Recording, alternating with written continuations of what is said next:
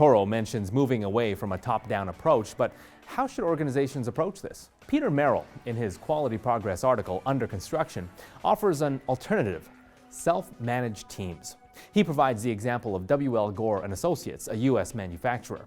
Some key takeaways from W.L. Gore's structure include: the organization operates in a three-layer structure: CEO, leaders, and associates. Associates work in teams of 8 to 12. Each team has a leader, not a manager. And there's a culture of open dialogue. If a leader makes a decision, the entire team must understand why that decision was made. Get more tips from Merrill on organizational structure, strategy, and innovation by reading his full article at the link below. This takes us to the next step of Toro's approach. Now you open up a dialogue of filtering and saying, which of these strategic objectives is actually going to move the ball forward? This is when you get to the next step, which is measuring results. How are we going to measure what key performance indicators are going to show us if we're making progress? So if cost is important, labor cost, material cost, that's fine to have a metric around that. You need to decide that up front and then help your team contribute to the idea pool of what things can we work on this year that are going to help us with our costs.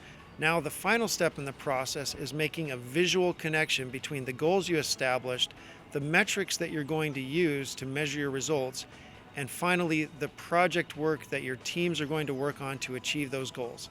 One of the biggest disconnects we've found in industry is that the executive team will set their goals, they'll actually know what metrics they want to track, and there's no connection between the projects they're working on and the strategic initiatives.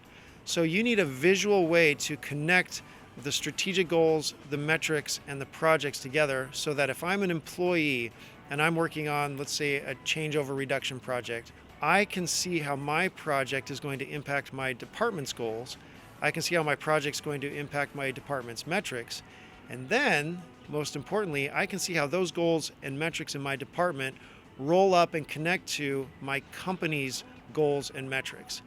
If as an employee I can see that connection, I get motivated because I'm no longer just doing my day-to-day work. I'm actually part of something bigger.